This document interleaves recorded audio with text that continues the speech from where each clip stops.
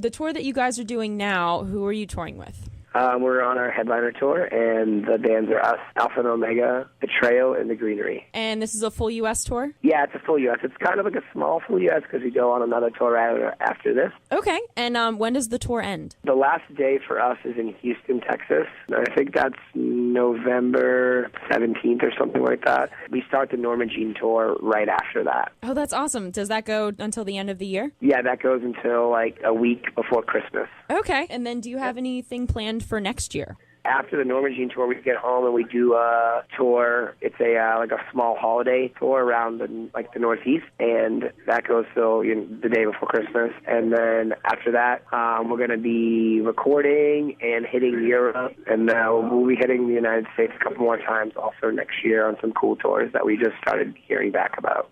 Oh, cool. So you guys are going to be pretty busy. Yes, once again, still busy. So what's it like being on the road for that long, like being away from like friends and family? It's hard. It has its like ups and downs. Obviously, all of us have really supportive, friends and families and girlfriends, fiancés, wives that, really get behind what we do. Like, we love it, and it's awesome. We never complain about it because there's nothing to complain about because at the end of the day, we are doing something that a lot of people would kill to go do, and we get to hang out with kids in different cities and play music. Yeah, living the dream. Yes, exactly. Awesome. And so I don't know if you do this at every show, but the show that I was at, you had everybody kind of like crowd around you during Please Stay. Yeah, I started doing that in Australia, and we started playing it because we started playing venues that, I felt weird about the stage. I just felt like the stage was too far away from everybody, so I just started getting down on the ground and getting everybody around me. And I was like, yeah, come close. That's awesome. Actually, yeah, everyone come close. I didn't know there's no plan of anything. I just really like that vibe of, everybody, complete strangers that you might live in the same town as someone, but you have no idea who they are. And, I like to do that because, I met a lot of my friends at shows just by going to shows and being like, oh, we have a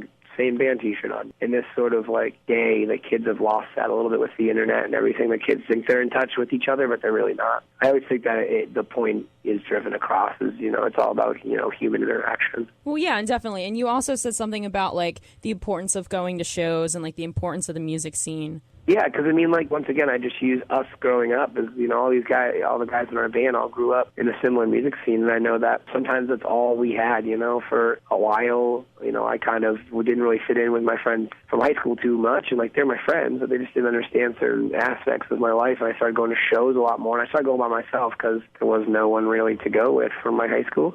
For a while, that's all I had in my life, and that got me through, a very large portion of my life. I think that kids need to know that, that's what it's for, don't take it for granted, you know what I mean? Don't come here. It's not a contest of who has the coolest shirt or the best, beanie. It's all about getting you through your week. Sometimes I know that people take off work and school or whatever to go to shows, and they look forward to that for months. And sometimes that's the only night that you're going to have to do whatever you want to do. So I just want people to know that, they should revel in that moment. And I think the importance of supporting bands that go on tour. If you like a band, you should go support them on a tour or something. Even if they live, if they're coming an hour away from you, if you make the drive because they're driving across the country, and you like that band and you want to hear more music from them. And if you go to their shows, they pick up a T-shirt and throw some encouraging words their way, that's going to keep them moving too. So it's a give and take sort of thing. So that's why I think that attending shows as opposed to just listening to music in your house is a big deal. Well, yeah. And that's pretty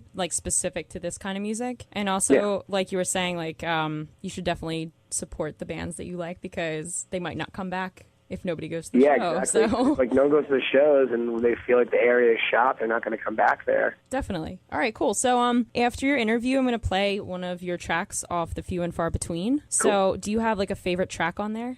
Please Stay is kind of one of my favorites, and I also really enjoy I Said I'm Fine. Okay. Yeah, I really like that one too. Cool song. Yeah, it's a cool song. There's a lot of fuck words in that one, so I don't play on the radio, but if you can, go for it. Yeah, no, that's probably my favorite song on the record. Okay, sweet. We'll go with that one. Yeah. All right, that sounds good. Okay, cool. I'll see you soon. All right, yep. Okay. All right, bye.